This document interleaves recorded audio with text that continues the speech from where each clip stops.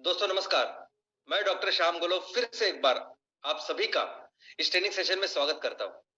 मैं आशा करता हूं कि आप सभी लोग स्वस्थ हैं और आप अपने साथ अपने परिवार का यानी घर का परिवार और एमसीएल परिवार दोनों का ख्याल रखें। मैं ये भी उम्मीद करता हूं कि आप सभी लोग 1 घंटा बहुत अच्छी एक्सरसाइज कर रहे हो, अपने हार्ट अपने लंग को मजबूत कर रहे हो और अपनी इम्यूनिटी को बढ़ा रहे हो। तो चलिए शुरुआत करते हैं आज के इस सेशन के साथ। दोस्तों फिर से बारिश हो रही है। अभी 10 ही दिन पहले हमने होली का त्योहार मनाया। होली का त्योहार ये दर्शाता है कि अभी सर्दी का मौसम खत्म हो गया है और अभी गर्मी का मौसम शुरू हो रहा है। लेकिन हमने देखा कि जब होली थी उस दिन भी बारिश चालू थी। एक दो दिन बारिश ऐसी गिरी कि महाराष्ट्र में बहुत सारे हजारों हेक्टर खेती का नुकसान हो गया, जिसके पंचनामे जिसकी प्रोसेस प्रक्रिया अभी भी चालू है कंपेंसेशन की। अभी 10 दिन ही हो गए लेकिन फिर से बारिश शुरू हुई है। कल से फिर से महाराष्ट्र में और बाकी के कई सारे इलाके में बारिश शुरू हो गई है।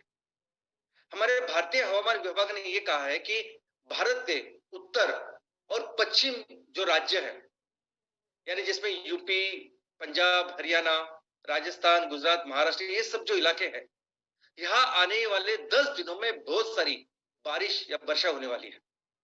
और ये तब होने वाली है जब किसानों ने बहुत मेहनत करके अपनी फसल उगाई है। सितंबर अक्टूबर में जो उस फसल का काम उन्होंने शुरू किया, अब वक्त आया है कि उस फसल को निकालें, हार्वेस्टिंग करें, उससे 2 पैसे कमाएं और उसी वक्त ये बारिश होने वाली है और इतना सारा नुकसान हमारे किसानों का भी होने वाला है दोस्तों। और ये बारिश जब आती है इन दिनों, तो ये बारिश वैसे नहीं आती जैसे हम हमारे मानसून के सीजन में देखते हैं, बारिश के सीजन में देखते हैं। ये बारिश जब आती है तो ये बारिश आती है तूफान के साथ, ये बारिश आती है बिजली के साथ, ये बारिश आती है और उस अपने साथ बहुत सारा नुकसान कराती है। ये बारिश आती है बड़े बड़े बर्फ के गोलों के साथ और बहुत ही कम समय में जब ये बारिश आती है बहुत सारी तबाही या बहुत सारा नुकसान हमारे फसलों का इसमें होता है। दोस्तों ये बारिश का जो सीजन है, कैसे बारिश होती है, तो इस प्रकृति ने करोड़ों सालों के बाद एक व्यवस्था कायम की है। इस व्यवस्था के अनुसार हमें पता होता है, इनफैक्ट हमें क्या, स्कूल के बच्चों से सभी को पता होता है कि बारिश इन दिनों से आएगी। मई के एंड से बारिश शुरू हो जाएगी। अब केरल को पहली बारिश आएगी और धीरे धीरे करके ऊपर गोवा, महाराष्ट्र करके पूरे भारत में वो बारिश आती है। अब ये व्यवस्था कई सालों से, हजारों सालों से चलती आ रही है और जिस व्यवस्था को लेके हमने भी अपने खेती का शेड्यूल बनाया है, टाइम टेबल बनाया है और उस टाइम टेबल के हिसाब से हम अपनी खेती एग्रीकल्चर करते हैं। इनफैक्ट हमारे देश में जितने भी फेस्टिवल्स हैं, मैक्सिमम फेस्टिवल्स ये ऐसी ये जो पूरा शेड्यूल है, ये जो पूरा हवामान और हमारे एग्रीकल्चर का अलग अलग स्टेजेस है, उसको लेके अलग अलग त्योहार हम मनाते हैं। यानी पोंगल से लेके लाहौरी तक ये सब त्योहार हम ऐसे बनाते हैं। ये जो बारिश आती है ये उस हवा के कारण आती है जो उस रेगुलर टाइम में तैयार होती है और जो जिसे हम मौसमी हवा भी कहते हैं, जो अपने साथ बहुत सारी बारिश लेके उस समय पे उस टाइम पे आती है। लेकिन आज जो बारिश आ रही है, आज जो बारिश हमारे सामने हो रही है, ये बेवक्त की बारिश है। ये एक्सपेक्टेड नहीं है। इस इतने हजारों लाखों साल हमने देखे, तो इस सालों में कभी भी इतनी बारिश, ऐसी बारिश नहीं हुई। हाँ बारिश कभी कभी हुई, बेवक्त बारिश, लेकिन कब हुई? जब ये गर्मी का मौसम बहुत ज्यादा बढ़ता है, यानी मार्च से शुरू होकर अप्रैल के एंड मई में जब गर्मी का सीजन अगर बहुत ज्यादा बढ़ा, एक जगह में गर्मी बहुत ज्यादा होती है, जब ये जमीन बहुत तपती है और उस जमीन को लेके जो हवा होती है वो भी ज्यादा गर्म होती है और जब हवा गर्म होती है तो वो ऊपर चली जाती है और वहां कम दबाव का क्षेत्र तैयार होता है। और जब भी कम दबाव का क्षेत्र तैयार होता है तो आजू बाजू की हवा जोर से, जो हाई प्रेशर से लो प्रेशर की तरफ आती है, अपने साथ बादल लेके आती है और थोड़ी वर्षा भी लेके आती है। ऐसी बारिश हमने देखी। और कब देखी हमने बारिश? तो गर्मी के एंड में देखी। और कितने देर तक वो बारिश होती है? तो 10 मिनट, 12 मिनट, 15 मिनट इतनी होती है और उसके बाद सभी ठीक ठाक होता है, मौसम पहले जैसा होता है और इस बारिश से हम किसानों को बहुत ज्यादा नुकसान नहीं होता। लेकिन आज की तारीख में जो बारिश हो रही है, यानी सर्दी का मौसम शुरू भी नहीं हुआ तो बारिश हो रही है और ये बारिश इतनी ज्यादा देर तक रुक रही है कि तब तक ये पूरी हमारी फसल, हमारी जो किसानों ने की हुई मेहनत है, उसका पूरी तरह से नुकसान करके जाती है। तो क्यों हो रही है ये बारिश? दोस्तों, ये बारिश इसलिए हो रही है कि ये सभी क्षेत्र, यानी भारत के उत्तर और पश्चिमी क्षेत्रों में जहां जहां ये बारिश होने की संभावना है, वहां बहुत कम दबाव के ये क्षेत्र तैयार हुआ है। और इसका कारण है कि इस क्षेत्र का, इस जगह का जो टेम्परेचर है, वो बहुत ज्यादा बढ़ चुका है। यानी पिछले साल इन्हीं दिनों में जो टेम्परेचर था, उसके मुकाबले आज का टेम्परेचर 7 डिग्री 8 डिग्री ज्यादा है। यानी पिछले जगह पे अगर 35 डिग्री सेल्सियस था, तो आज वो 42 डिग्री सेल्सियस है। पिछले जगह पे, पिछले साल में अगर 38 39 डिग्री सेल्सियस था, तो वो आज 45 46 डिग्री सेल्सियस है। तो दोस्तों, आप समझ सकते हैं कि इतना ज्यादा डिफरेंस जब हो रहा है, और वो भी एक थोड़ी छोटे से क्षेत्र में या इलाके में नहीं है, तो बहुत बड़े बड़े क्षेत्र में हो रहा है। इतनी ज्यादा गर्मी बढ़ रही है, और इसी गर्मी की वजह से बाकी के सभी आजू बाजू का जो हाई प्रेशर का एरिया है, वो अपने साथ बहुत सारी हवा ला रहा है, बहुत सारा तूफान ला रहा है, और बहुत सारी वर्षा भी ला रहा है, कि जिसकी वजह से ये सब जो कहर है, ये सब नुकसान है, हमारे किसानों को भुगतना पड़ रहा है। और ऐसा अंदाजा है, यानी भारतीय हवामान विभाग, कृषि विभाग और कई सारे ऐसे लोग जो कृषि क्षेत्र में काम करते हैं, बिजनेस जो कृषि क्षेत्र में काम करते हैं, उन्होंने ये बताया कि इस साल हमारी गेहूं की जो यील्ड है, या गेहूं का जो आउटपुट है, वो बहुत कम होने वाला है। जिसकी वजह से भारत की जो इन्वेंटरी है, हमारी भारत सरकार गोदामों में ये गेहूं चावल रखती है, तो गेहूं की ये इन्वेंटरी कम होने वाली है। गेहूं जो पब्लिक डिस्ट्रीब्यूशन सिस्टम से हम लोगों को देते हैं, उसमें कम होने की संभावना इस साल है। लेकिन इसी के साथ चना, कढ़ाई और कई सारे ऐसे क्षेत्र है, कई सारे ऐसे हमारी फसलें हैं जो इसमें बहुत ज्यादा प्रभावित होने वाली है। और उसका एक परिणाम ऐसे भी होने वाला है कि हमारा घरेलू एडिबल ऑयल, यानी खाने का जो तेल है, उसका भी उत्पादन इस साल कम होने वाला है। हम सभी जानते हैं कि ईंधन और ऊर्जा की जरूरत के लिए भारत एक ऐसा देश है कि जो 80% से भी ज्यादा क्रूड ऑयल या कच्चा तेल बाहर से मंगाता है। हम इस आयात किए हुए तेल के ऊपर हमारी ईंधन और ऊर्जा की जरूरत पूरी करते हैं। लेकिन क्या आपको पता है कि हमारा जो खाने का तेल है, जो हमारे रसोई का तेल है, वो भी आयात करने वाला दुनिया में सबसे बड़ा देश अगर कोई है, तो वो है भारत। वो भारत जिसकी अर्थव्यवस्था डिपेंड है कृषि के ऊपर, जिसके अर्थव्यवस्था का बैकबोन है ये कृषि, ये एग्रीकल्चर। वो भारत की जिसमें इतनी सुजलाम, इतनी सुपीक ऐसी जमीन है, बेहद अच्छी ऐसी मिट्टी है, वो भारत की जिसमें इरिगेटेड लैंड दुनिया में सबसे ज्यादा है, अमेरिका से ज्यादा है, चाइना से ज्यादा। वो भारत की जिसमें इतने ज्यादा लोग कृषि क्षेत्र में काम करते हैं, जो दुनिया में किसी देश में नहीं है। उस भारत में जो फसल से हम लोग तेल ले सकते हैं, उस तेल के लिए भी हम लोग बाहर से मंगाते हैं। और वो भी किन किन दिनों से, जो वो उन देशों से हम लोग ये आयात करते हैं जो देश बहुत ही छोटे, जिनके पास खेती और बाकी सब कुछ हमारे मुकाबले कई कई बहुत कम है।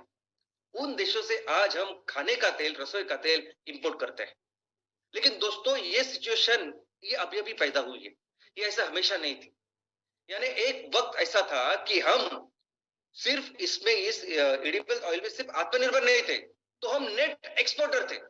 यानी हम ये खाने का तेल तैयार करते थे, हमारी खुद की जो जरूरत है उसको पूरा करते थे और एक्सपोर्ट करते थे।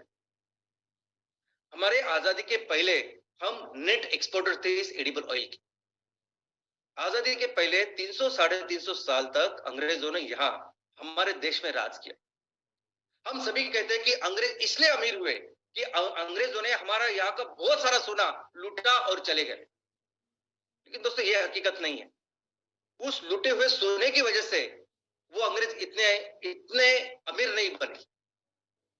वो अमीर बने इसलिए कि वो हर साल सोना लेते थे, सोना उगाते थे, और जिस सोने की वजह से इतनी बड़ी इकोनॉमी बनी। और वो सोना आता था एग्रीकल्चर से, हमारे खेतों से। अंग्रेजों ने सबसे ज्यादा संपत्ति का निर्माण जो किया, वो अपने एग्रीकल्चर की वजह से। उन्होंने यहां जाके सिर्फ और सिर्फ फोकस किया हमारे एग्रीकल्चर के ऊपर। जो उनको जरूरत थी, जो चीज वो दुनिया में बेच सकते थे, वो यहाँ तैयार करते थे और दुनिया में बेचते थे। और इसी के कारण वो अंग्रेज जो भिखारी बन के हमारे यहाँ आए थे और जो हमें छोड़ के गए, तो इतनी दुनिया की वन ऑफ द बिगेस्ट जो अर्थव्यवस्था बन के गए, उसका कारण था सिर्फ और सिर्फ भारत की ये एग्रीकल्चर, भारत की कृषि। ऐसा कहा जाता है कि दुनिया में अंग्रेजों का इतना राज था, इतनी जगह में उनकी कॉलोनीज थी कि दुनिया में जितनी भी जमीन है 25% जमीन अंग्रेजों के कब्जे में थी।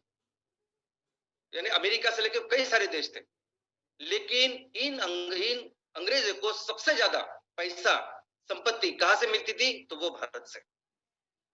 और दोस्तों, इस आजादी के बाद भी हम इस एडिबल ऑयल में हमेशा आत्मनिर्भर थे। हमेशा हमें जो जरूरत थी वो हम तैयार करते थे और हमारी जरूरतों को पूरा करते थे। इनफैक्ट हमारी तो एक ऐसी सिस्टम थी, बहुत ज्यादा रूट लेवल की सिस्टम थी। हर गांव में तेल के लिए फसल की जाती थी और उस फसल से फिर तेल बीज लेके उससे तेल निकाला जाता। तो तेल की कहानी होती थी हर गांव में, जिससे तेल निकाल के हम लेते थे। और ये जो तेल है, ये तेल है बहुत ही हेल्दी ऐसा तेल था। हर क्षेत्र में, भारत के हर क्षेत्र में कौन सी जगह पे आपका कैसा हवामान है, आजू बाजू का कौन सा तेल आपने लेना चाहिए, साउथ में कौन सा होना चाहिए, उत्तर में कौन सा होना चाहिए, जो सेहत के लिए सबसे अच्छा है, उस तरीके से हम तेल का निर्माण करते थे और उसका उपयोग करते थे। और ये परिस्थिति सिर्फ गांव में नहीं थी, मुंबई जैसे शहर में भी अगर आप देखोगे तो वहां भी तेल की घानियों के द्वारा ही हमें तेल मिलता था। और ये सिस्टम बहुत ही स्ट्रक्चर, बहुत ही ऑर्गेनाइज था। लेकिन ये सिस्टम हुआ ये 90s तक था। उसके बाद जब इकोनॉमी ओपन हुई, तब और बहुत सारी ब्रिटिश ईस्ट इंडिया कंपनी या ईस्ट इंडिया कंपनी वर्जन 2 के नाम से कई सारी कंपनी आई, और जिन कंपनियों ने फिर अपना तेल, अपना गंदा तेल, अपना घटिया तेल भारत में बेचने की शुरुआत की। दोस्तों, आपको अंदाजा नहीं, लेकिन हम हमारे जो देसी तेल है उसके साथ बाहर के तेल आज जो हम लोग इंपोर्ट कर रहे हैं उसके साथ तुलना ही नहीं कर सकते। हमारे तेल इतने अच्छे हैं। और इन लोगों ने इस तरीके से इस बिजनेस का निर्माण किया। यानी हम सभी लोगों ने इस चीज को पढ़ना चाहिए, समझना चाहिए। ये बहुत इंपॉर्टेंट इतिहास है कि किस तरीके से बिजनेस किया जाता है, किस तरीके से सिस्टमेटिकली इन लोगों ने हमारे इस पूरे व्यवस्था को नष्ट किया। ये अगर आप पढ़ोगे तो आपको पता चलेगा। सबसे अच्छा जो तेल है उसको नष्ट करके आज ऐसी परिस्थिति है कि 55 से 60% जो तेल हमें लगता है ना, वो हम बाहर से मंगाते हैं। और आज की परिस्थिति ये है कि आज इस साल तो इस सभी प्रॉब्लम की वजह से हो सकता है कि हम 70% तक एडिबल ऑयल हम बाहर से मंगाएं। तो दोस्तों, आज कुछ चीजें मैं आपके सामने रखना चाहता हूं। उसमें से पहली चीज है कि किस तरीके से ये ग्लोबल वार्मिंग, क्लाइमेट चेंज हमारी पूरी दुनिया के ऊपर अभी, और सबसे इंपॉर्टेंट हमारी एग्रीकल्चर के ऊपर परिणाम कर रहा है। सबसे पहले तो मैं बता दूं कि 2022 में आईपीसीसी यानी inter governmental panel of climate change, United Nations की जो एक संस्था जिन्होंने बनाई है सिर्फ क्लाइमेट चेंज के लिए, यूनाइटेड नेशन, संयुक्त राष्ट्र संघ, यानी दुनिया के जितने भी राष्ट्र है, जितने भी देश है, वैसे 195 देशों का वो संगठन है।